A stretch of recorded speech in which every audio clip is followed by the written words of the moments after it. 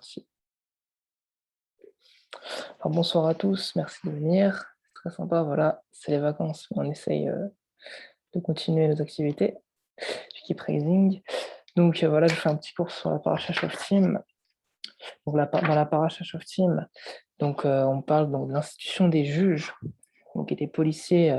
Donc la Torah nous ordonne donc d'avoir une force justement judiciaire au sein d'Israël. Donc à l'époque où il y avait vraiment donc tout un État, voilà, un État juif avec la halakha comme loi, en fait, tout simplement. Donc il y avait, voilà, donc il y avait une mise en place de policiers qui permettaient de maintenir l'ordre, tout simplement. Et donc dans la paracha, on va parler du fait du témoignage lorsqu'il s'avère qu'une personne donc, a fauté. Donc si une personne, par exemple, donc la Torah nous parle donc d'une personne qui a fait de l'idolâtrie, elle va donc être, s'il s'avère que cette chose est vraie, en fait, donc cette personne donc va être amenée au Beit-Din et elle va être jugée. Donc s'il s'avère qu'elle a fait de l'idolâtrie, normalement elle est chayav mita, elle est condamnable à mort. Donc la Torah nous explique comment se déroule ce processus justement de jugement par rapport à cette personne qui a fauté, tout simplement. Donc, et dans le chapitre 17 de Devarim, donc dans la paracha Shoftim, donc on parle donc d'une personne, d'un homme ou d'une femme qui a donc excusez-moi, fait de l'idolâtrie.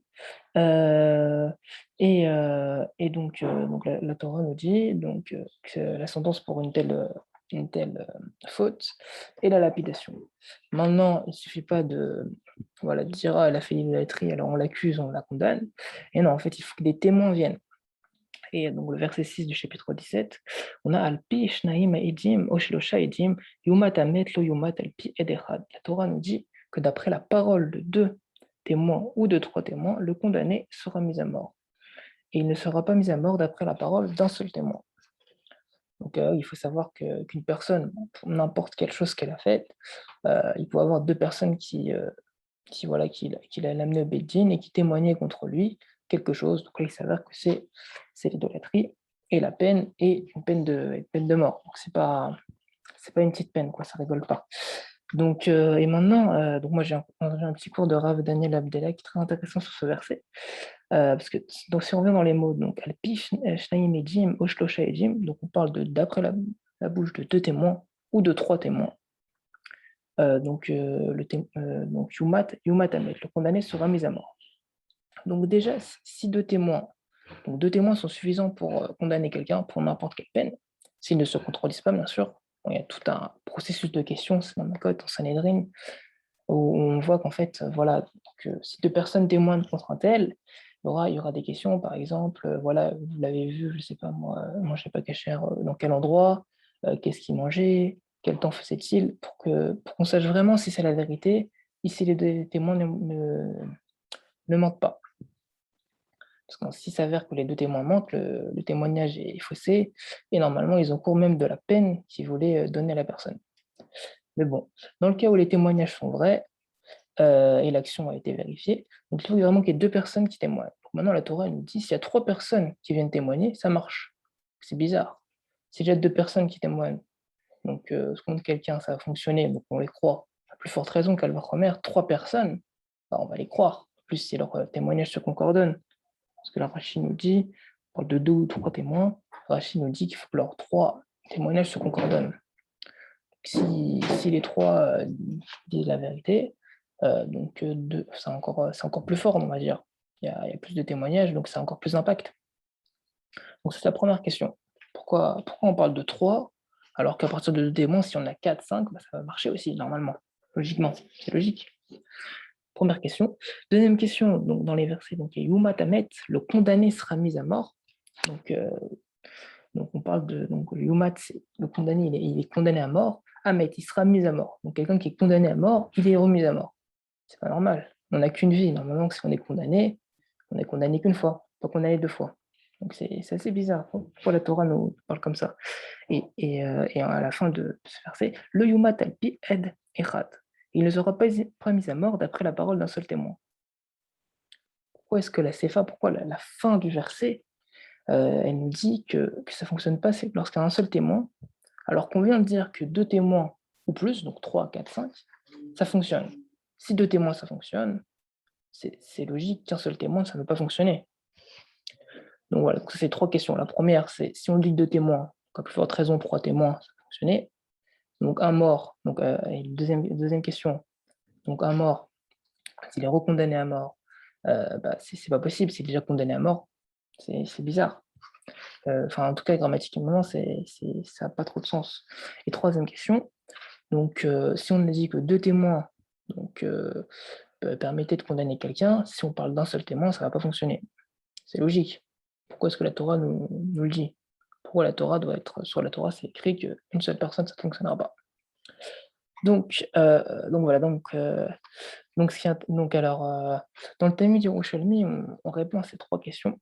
Donc, il faut savoir que le Talmud de Jérusalem, donc le Talmud, c'est la Torah orale, donc ce sont les Mishnayot, donc les enseignements des sages donc, il y a 2000 ans, qui permettent de codifier la halakha. Donc il y a le Talmud de Babylone, parce qu'il y a un exil en Babylone, donc le Talmud de Babel, et le Talmud d'Yerushalmi, le Talmud de Jérusalem, qui est beaucoup plus dur à étudier. Moi, j'ai juste écouté un cours, donc je sais pas, je ne l'ai pas encore étudié, mais voilà, je fais part de ce que j'ai écouté. Donc dans le Talmud d'Yerushalmi, on demande à 4 personnes 4 choses. Quel est l'avenir du pécheur? Une personne qui a fauté, qu'est-ce qu'on fait d'elle? Donc la première chose, première entité qui nous donne, à qui on pose cette question, c'est la sagesse, qui est incarnée par Shlomo Améler. Il faut savoir que Shlomo Améler était extrêmement sage, encore plus que David Améler, que beaucoup plus de prophètes.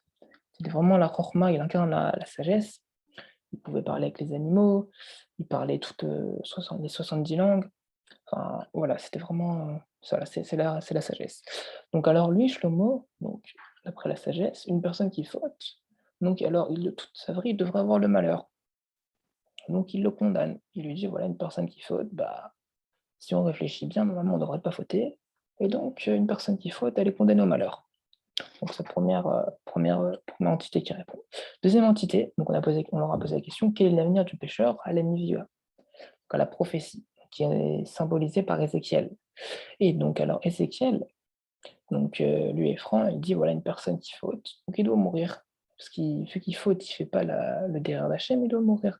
C'est comme un employé qui a ses salariés, et si ses salariés font rien, il les vire. C'est pareil. Pour la prophétie, il doit mourir. Maintenant, on pose la question à la Torah. Donc, il faut savoir que dans la Torah, même au point de vue général, on parle à chaque fois de 2 types de fautes, faute béchogeg et bémézid. Donc bémézid, c'est lorsque je fais la faute volontairement, ce que je fais, en sachant que je n'ai pas le droit de le faire, connaissant la définition et l'impact que je fais, donc la sentence. Et béchogeg, c'est lorsque je fais quelque chose par inadvertance, où je ne connaissais pas exactement la sentence de la chose. Donc la Torah, donc elle est plus cool, prudente, elle va nous dire qu'une personne qui fait bémézid, elle est condamnée, condamnée à la mort, elle doit faire un korban, etc. Et une personne qui est béchokek, qui fait par inadvertance, il fera un korban expiatoire, un korban khatat.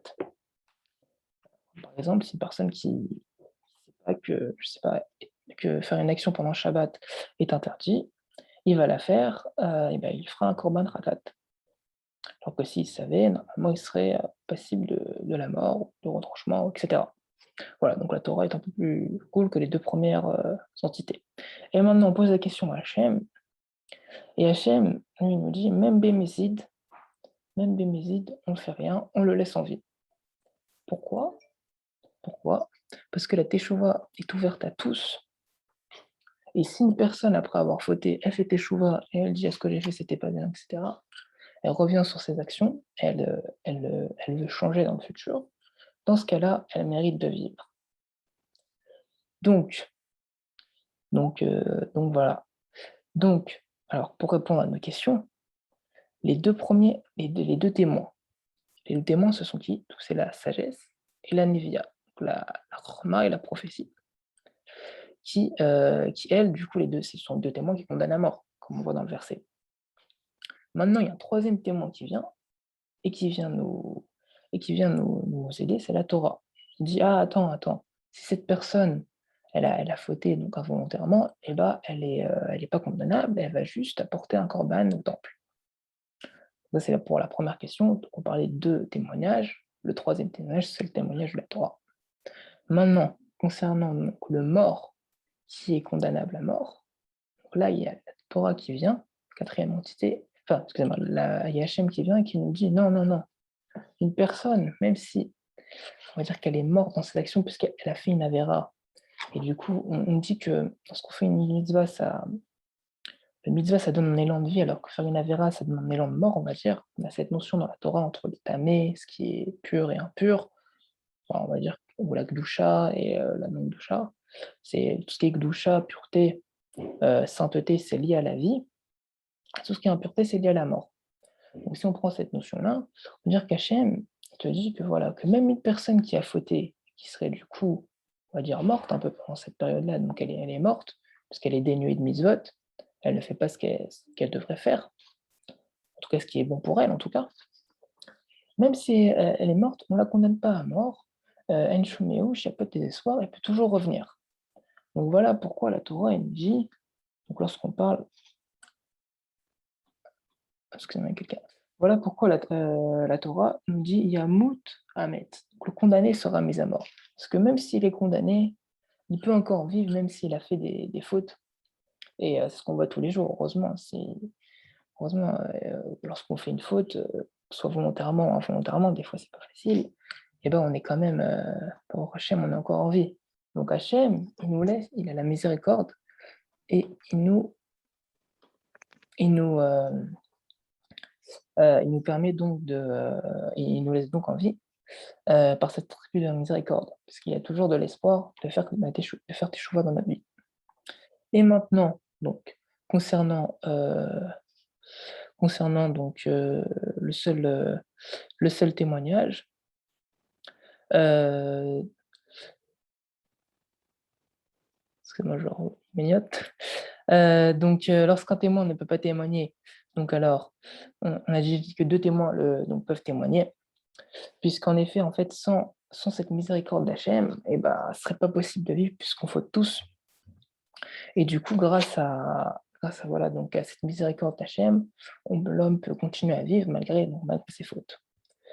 Heu, donc heu, donc voilà, donc c'était un peu, l'idée de la paracha, qui nous disait, voilà, donc à travers l'histoire des témoins, de voir différents aspects, on va dire, de la vie et de la Torah, qui nous permettent de comprendre certaines choses.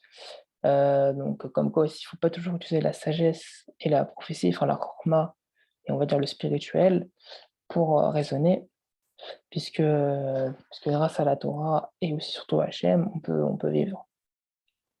Heu, donc heu, donc voilà et voilà, donc merci beaucoup de m'avoir écouté. Je vous souhaite tous un très bon Shabbat, shalom, de bonnes vacances si vous êtes en vacances ou sinon, bah, bon courage pour la suite et bonne soirée.